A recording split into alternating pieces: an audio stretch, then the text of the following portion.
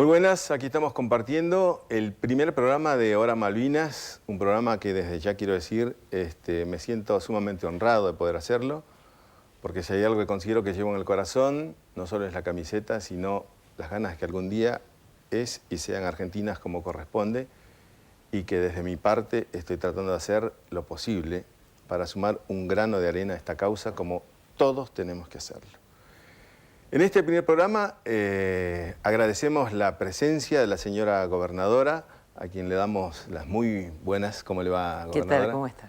Bueno, la verdad que le agradezco muchísimo que esté presente y como corresponde, ¿no? Un programa en el cual la gobernación, juntamente con el Centro de Excombatientes, bueno, estamos encarando este proyecto en común para tratar el tema como se debe, ¿no? Con todo lo que está pasando y que esté siempre presente para que, como ellos siempre lo dicen, empecemos a malvinizar el tema desde donde corresponde, que es desde Tierra del Fuego, ¿no? Seguramente. Yo creo que hay una tarea que tiene el Estado provincial en relación a la jurisdicción sobre las Islas Malvinas que le corresponden y que tiene por ley, que es concientizar a todo el país de que esta es una causa nacional y en relación a eso todas las actividades que se desarrollen son pocas y las que tienen que ver fundamentalmente con las nuevas generaciones, ¿no? Para que el reclamo Malvinas y el ejercicio de jurisdicción pleno sobre Malvinas sea una realidad, los argentinos adultos tenemos que además transmitirle este sentimiento de Malvinas a las nuevas generaciones. Así es. Bueno, y el motivo de su presencia no es casual, porque justamente y por primera vez hace muy pocos días estuvo presente nada menos que en la ONU, invitada por ser gobernadora de Tierra del Fuego, de las islas del Atlántico Sur, como corresponde, porque se reunió el Comité de Descolonización. Sí. Este es un tema muy importante, ¿no? Porque ¿le puede explicar a la gente sí, por supuesto, en qué consiste el Comité de Descolonización? Sí, para que por supuesto, sepan? Porque además en el medio de esto hubo voces de todo tipo, ¿no? Decía que la gobernadora se ocupe de las cuestiones de la provincia y ocuparse de la cuestión Malvinas es ocuparse de la provincia. Es un acto fallido decir que cuando uno se está ocupando de Malvinas no se está ocupando de la provincia. Y la verdad es que dentro de lo que es la Organización de Naciones Unidas, que surge como una organización que reúne a los países del mundo luego de la Segunda Guerra Mundial, hay un comité de descolonización que analizó desde los años 60 el proceso de cómo los países empezaban a obtener la libertad, la independencia y la conformación de los estados. En los años 60 las colonias eran casi 90. 40 años después hay apenas un poquito más de 15, creo que son 16 o 17, en manos de solo 3 países. Claro, son 10 de Gran Bretaña, 3 Estados Unidos y una Francia, los 14. Únicos que están en el comité. Exactamente. Este comité de descolonización analiza, a través de hay una comisión que se ocupa particularmente del tema Malvinas, porque es un proceso colonial particular. Cuando Gran Bretaña coloniza Malvinas, coloniza llevando población. Exactamente. Y el proceso colonial habitual es un Estado que ejerce presión sobre una población nativa. No es el caso de Malvinas, por eso es un tipo de colonialismo particular. Hay una comisión dentro del Comité de Descolonización que analiza la cuestión Malvinas y depende directamente de la Asamblea de Naciones Unidas. En esta reunión, que se hace todos los años, se reúne el Comité de Descolonización, era la primera vez en la historia de la Tierra del Fuego, de territorio nacional y provincia, que se hacía presente el gobernador de las islas del Atlántico Sur de la República Argentina. Así que esto tuvo una connotación importante grande, porque en el mismo lugar, compartiendo el espacio, estaban los Kelpers, quienes hacían la petición en nombre de la corona británica, y estaban 3 malvinenses, nietos de malvinenses y bisnietos de malvinenses argentinos, estableciendo la petición por el lado de la República Argentina y sostenida nada más ni nada menos la posición argentina que por el propio canciller, acompañado de la gobernadora de la provincia y de los 3 senadores de Relaciones Internacionales del Senado de la Nación. Claro, es muy interesante lo que está diciendo, porque uno de los argumentos muy flacos, ¿no?, de parte de Gran Bretaña es que dice justamente que los Kelper supuestamente son los habitantes originarios y por ende tienen los derechos sobre las Malvinas. Pero revisando un poquito de historia, simple historia, ¿no? Nada más hay que recordarle a la gente que Thomas Bridge, que todos conocemos justamente por su presencia en Ushuaia, él de niño se crió en las Islas Malvinas. Sí. Y es allí donde él aprendió a hablar yagán perfectamente con una colonia de yaganes. Y sí. La verdad es que sí. Los argumentos que nosotros tuvimos la suerte de poder escuchar allí en Naciones Unidas fueron sumamente débiles. En principio, lo que uno pudo notar claramente es la situación de enorme soledad en el concierto internacional que está teniendo Gran Bretaña en lo que tiene que ver con la cuestión Malvinas. Y el profundo acompañamiento, ya no al dictado de la resolución, sino a la posición argentina respecto de la defensa irrestricta de su soberanía que tiene la República Argentina. Y las argumentaciones de los Kelpers fueron una a una, que fueron muy poquitas, como vos bien decís, flacas, y muy pobres. No salían del agravio del uso agresivo de la palabra en relación a Argentina, hablando de nosotros como los vecinos agresivos que bloqueaban el desarrollo de las islas, que habían instalado una falacia en el concierto internacional, hablando de una invasión inglesa, cuando en realidad nunca habían invadido nada porque las islas estaban deshabitadas.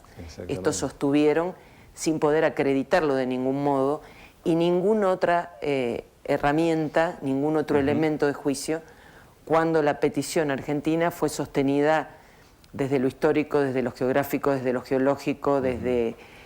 Inclusive, creo yo, el relato más conmovedor termina...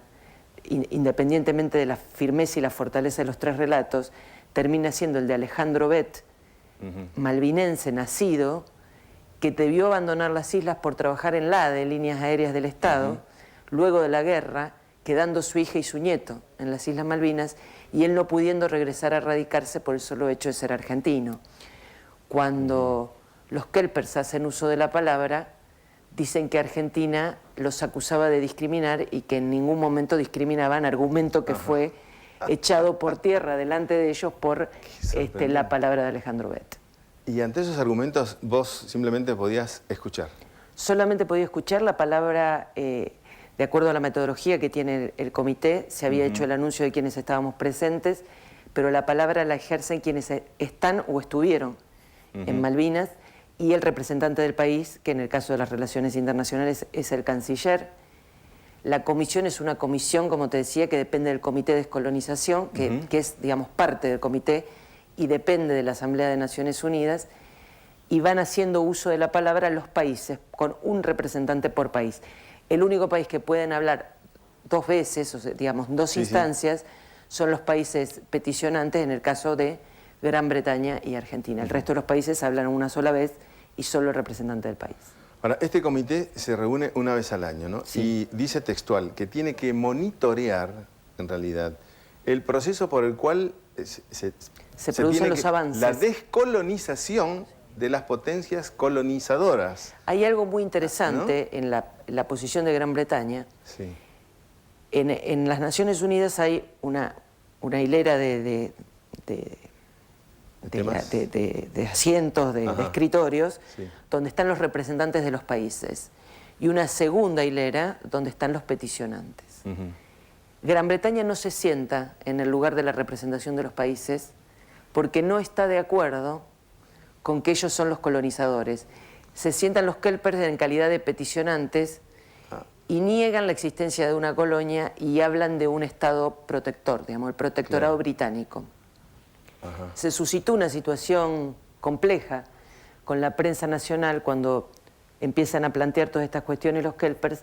Prensa argentina acreditada en Naciones Unidas va a hablar con los Kelpers y a pedirle una nota, y el representante de la corona británica, que se había negado a sentarse adelante, les pide a los Kelpers que no hablen. Con lo cual el periodista rápidamente le dice, si ustedes no tienen nada que ver con los Kelpers, ¿por qué le está dando órdenes usted a ellos? Se produjo una situación de mucha tensión y finalmente no le dieron nota a ningún medio argentino. La verdad es que la situación que se vivió allí fue de mucha tensión con los kelpers, sí, fue en algún caso hasta ofensivo, sí, sí. Pero de la misma manera que fue conmovedor el apoyo de los países que integran la comisión, la resolución no se votó, la resolución se obtuvo por consenso. El presidente de la Asamblea da lectura a la resolución que fue propuesta por Chile en nombre de 9 países de América Latina, se pone a consideración y si no hay objeciones se aprueba por consenso sin votaciones a favor o en contra.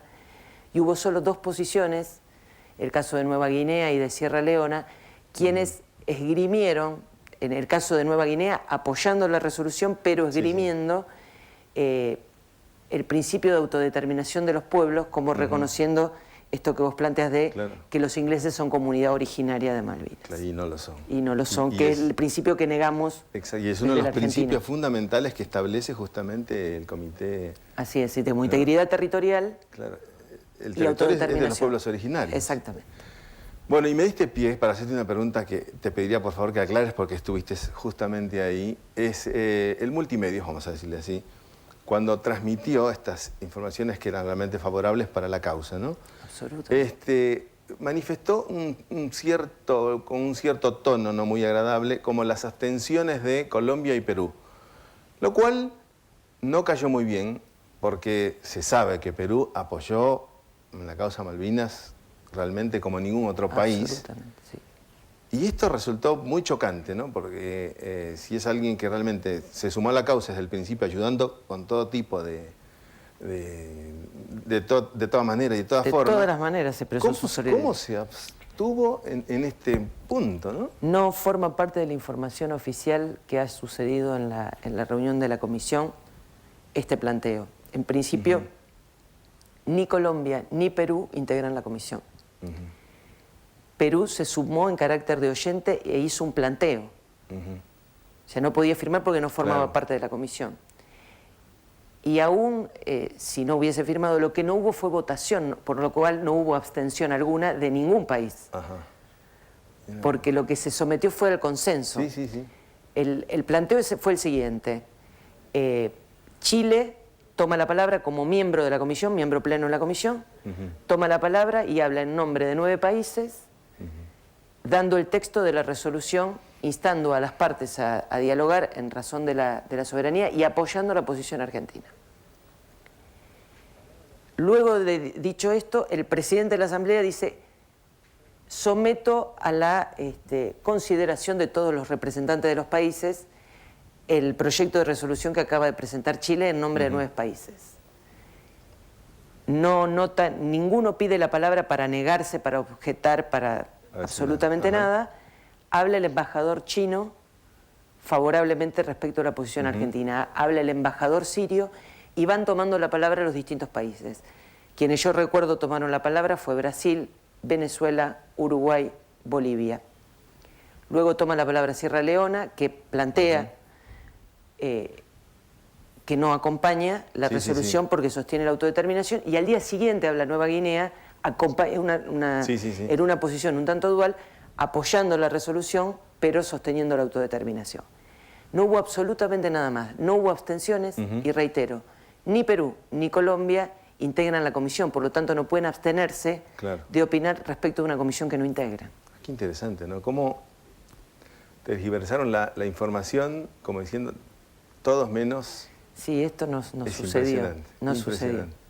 Estaría bueno, poder en algún espacio aclararlo y mostrar la información oficial. Nosotros, con la Secretaría de Relaciones Internacionales, trajimos y estamos seguramente, lo podrán presentar en el Consejo Consultivo del tema Malvinas. Nosotros tenemos la propuesta de compilar todos los discursos que se llevaron adelante en Naciones Unidas, las versiones taquigráficas de los discursos, para que pueda hacerse un librito con lo sucedido en esa jornada, que para mí fue una jornada histórica. Lo poco que me estás diciendo nada más ya realmente me muestra otra información de la que nos habían transmitido a través de, digamos, los... Sí, a mí en algún sentido me parece que esto de lo que estábamos hablando al principio, el proceso de desmalvinización llevado adelante a lo largo de todos estos años, yo lo decía porque lo siento profundamente, el día que conmemorábamos el 2 de abril en nuestra Plaza de Malvinas, o sea, una guerra sucedida en un proceso de dictadura hizo que muchos sectores de la sociedad no hablaran de la justicia del reclamo en razón de la ilegitimidad de un régimen. Luego se guardó silencio, luego había demasiadas cosas que ocultar que no habían estado muy bien. Y todo ese proceso ayudó a que el resto de la Argentina, el tema Malvinas sea un tema del que no se habla, digamos, no es casual que en ningún otro lugar del país se conozca la Marcha de Malvinas como se conoce aquí. No es casual, pero no es que no la conocen las nuevas generaciones, no lo conocen tipos de la edad nuestra. Exactamente, hasta hay una ley que sacó la diputada Fadul que dice que hay que cantar la Marcha de Malvinas casi todos los meses en conmemoración y recuerdo a las Malvinas. Es una ley nacional. Sí, claro. Y no se hace, ¿no? Y no se hace. Entonces, digo, me parece que también esto, en el manejo mediático que se tiene de la cuestión Malvinas, que de hecho toda la cuestión de lo que es un litigio internacional es por sí muy complejo, y mucho más complejo es el abordaje del tema Malvinas, hace que en algunos casos se trate sin un conocimiento cabal de la cuestión. A mí me llamó la atención, la única consulta, nosotros tuvimos después de la Asamblea y de la obtención del consenso en la resolución, una rueda de prensa con los senadores, el canciller y el embajador ante Naciones Unidas. Y la única pregunta que me hizo la prensa nacional a mí era cuáles eran los riesgos o los temores que yo tenía en relación a un potencial derrame de petróleo en la explotación offshore que se está llevando a cabo alrededor de, digamos, en las aguas circundantes de Malvinas. Y en realidad el planteo mío fue, la preocupación no es la proximidad geográfica, la preocupación es la imposibilidad de ejercicio pleno de jurisdicción y control que hoy Argentina no puede llevar adelante ni lo puede llevar adelante la provincia. Esta es la preocupación. Haya o no haya derrame. Exactamente. Que no podemos ejercer la autoridad porque nos encontramos en litigio y no podemos encontrar el espacio y Gran Bretaña se niega sistemáticamente a discutir soberanía. Y más aún, remitiéndonos a los hechos, que son totalmente públicos, hasta la fecha, hasta el día de hoy, aún sigue sin poderse cerrar el tema del Golfo de México. Absolutamente. Y es una de las principales leyes por las cuales se prohibía en las costas norteamericanas, justamente, previendo que podía pasar esto, que en el mismo Estados Unidos, en las mismas potencias, y que no se podía permitir, las leyes no permitían. Tal cual. Las últimas leyes de Bush fueron las que permitieron esto y pasó lo que y así sucedió lo que sucedió. Yo no sé si se pudo ver, vi que había cámaras en el recinto, pero no sé si se pudo ver en Argentina. Por eso también para nosotros es importante compilar dentro de los discursos, el discurso completo del canciller. El canciller Timmermans hace particular alusión a la cuestión de los controles medioambientales en su discurso. Lo planteó que la Antártida vive una situación tan delicada que el más pequeño cambio es un ecosistema de una fragilidad tan grande que el más pequeño, no tanto derrame como ahora, un pequeño derrame de petróleo puede ocasionar una catástrofe ecológica. Sí. Y eso tiene que ser, el mundo tiene que cuidar eso. Debidamente monitoreado, así es. Gobernadora, bueno, queda pendiente este tema, ¿no? Malvinas estará siempre va a estar en nuestros corazones y el tema, como vemos, cada vez más rico, más interesante. Sí, cada vez más rico y más interesante. Ayer, 30 de junio, la Prefectura Naval cumplió 200 años. Y traigo a colación esto porque tiene que ver con Malvinas y veo que ya tenemos que cerrar el bloque además.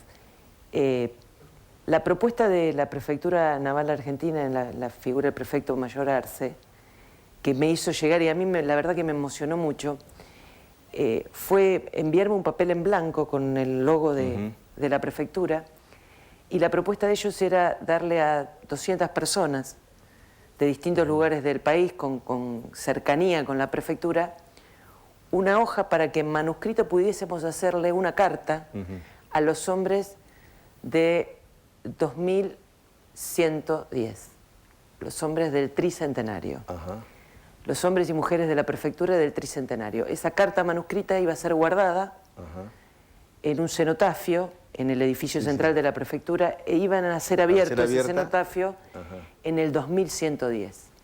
Me pareció una actividad realmente muy interesante y un desafío muy interesante, porque era escribirle una carta a los hombres y mujeres del futuro que iban a estar cuidando nuestras costas, desde este presente y mirando el pasado de una institución que nació con la patria, ¿no? Y nació con Ushuaia aquí en nuestra provincia.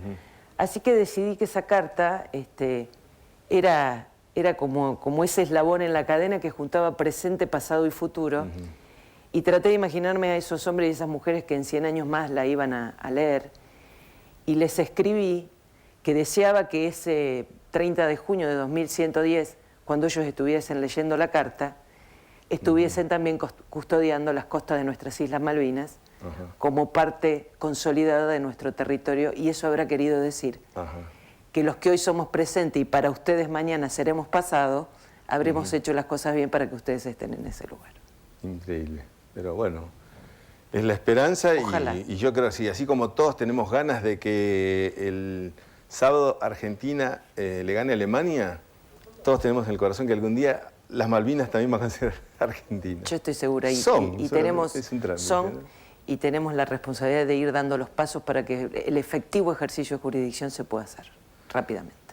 Bueno, muchísimas gracias, no solo por su presencia, sino por la disposición realmente rápida y con muy buenas ganas de estar presentes en este programa realmente que tenemos que hacerlo todos. Simplemente canalizo. Y la demostración es justamente la presencia de la señora gobernadora, que demuestra que en esta causa estamos todos. Estamos todos. Así que súmense y vamos a hacer juntos Hora Malvinas para que sea un presente y un futuro totalmente nuestro. Muchas gracias. Gracias por estar con nosotros.